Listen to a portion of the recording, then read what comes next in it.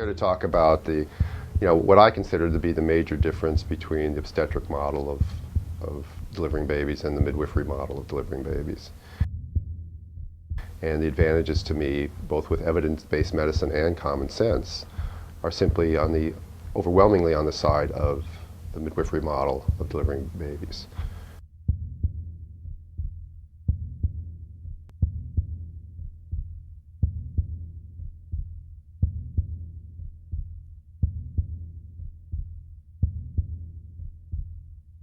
But at least you've given them the opportunity to have the information to make the decision or not make the decision. And that's not what's happening. We live in a world where we're supposed to make our decisions on what's called evidence-based medicine. And that is that the evidence shows that this has value. Okay? And then we are supposed to take that information as physicians and we are supposed to give consent to our patients and their families. And it's called informed consent. Okay? And the patient is then supposed to take that information and decide whether to consent or to refuse. And because I'm an obstetrician, I read the website, the American College of Obstetrics and Gynecology website, and throughout their website for their physicians are sentence after sentence about the sanctity of the woman's right of self-determination, that we should never interfere with her ability to choose a procedure or refuse a procedure. But what happens is in modern medicine is that patients are not given true informed consent. What they're given is skewed informed consent. They're given consent in a way that gets the result that the consenter wants them to have. In other words, if somebody wants a vaginal birth after cesarean, but they're only told, well, you could rupture your uterus and your baby could die, then they're going to, obviously no mother's going to choose to have a vaginal birth after cesarean. But that is not all there is. There's so much more that would make a lot of women, even in the face of that knowledge and that risk, choose to have a vaginal birth if they were told the proper information. And the same thing goes with cord clamping. If people were told the pros and cons of cord clamping, there'd be very few people that would say, yeah, go ahead and clamp my cord. But it's not something that's ever even consented. It is something that is just routinely done. I have never seen a course taught. I've never seen, not that I love forms, but because I hate the forms, but a consent form for whether or not to clamp the cord. But it should be something that that's in the birth plan if patients have physicians or midwives that push them into the track where they actually can come up with their own birth plan by doing reading and getting what's called true informed consent and not being skewed to doing what the doctor wants that's expedient. And again, there are midwives too that do this too. So I don't want to keep saying doctors, because there are some doctors who do it exactly the right way. But other doctors do it expediently, other doctors do it because that's the way they're trained, and they've never really given it any open thought. There will be eventually, not that I love the legal system, doctors do, I don't, but sometimes it's going to take a good civil rights attorney to come along and file some sort of class action suit against insurance companies and hospitals that are forcing patients to have a procedure that's unnecessary. And here's the whole irony of the whole thing, the crazy thing. A woman has a vaginal birth, and then say she has a C-section, but now she wants a third vaginal birth. You can't do that. Okay? Another woman who's never had a baby decides that she read that Britney Spears had a primary C-section because she didn't want her vagina to be stretched. Okay? She tells her doctor that. Her doctor says, sure, we'll schedule it, no problem. Hospital says, come on in, have an unnecessary surgery. All right? It's absolutely fine. The ironic thing is that they'll welcome with open arms the person who wants an unnecessary procedure. But they'll ban somebody who wants a procedure that actually is successful 80% of the time, and if it's successful, has far less morbidity than an elective repeat cesarean section. But they'll ban those. It's bizarro world, as some of my friends like to talk about. Everything's upside down, and if you're a Superman fan, you know what I'm talking about. It's all backwards.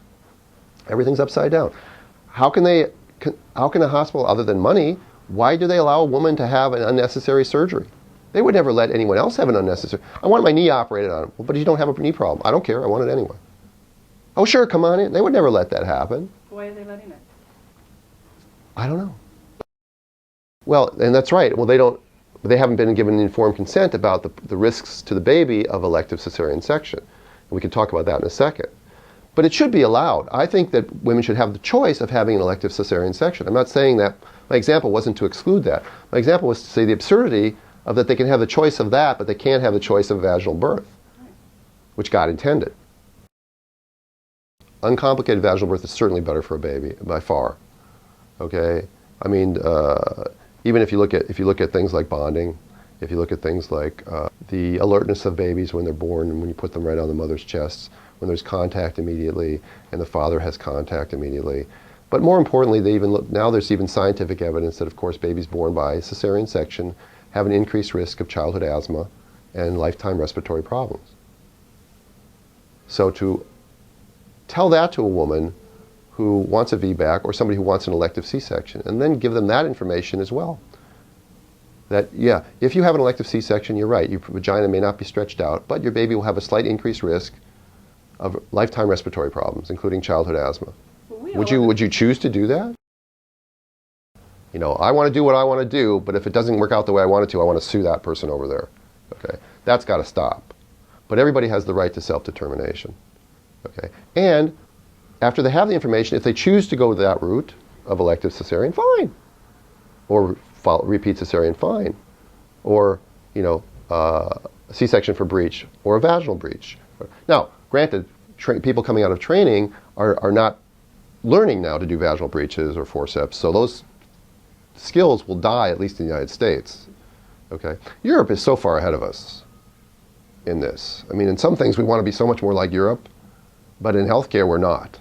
In healthcare Europe is going away from that model, and they're going back toward the midwifery model.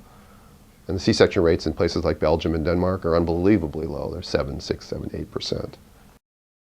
It makes perfect sense, okay, that people start out doing what they know. Okay?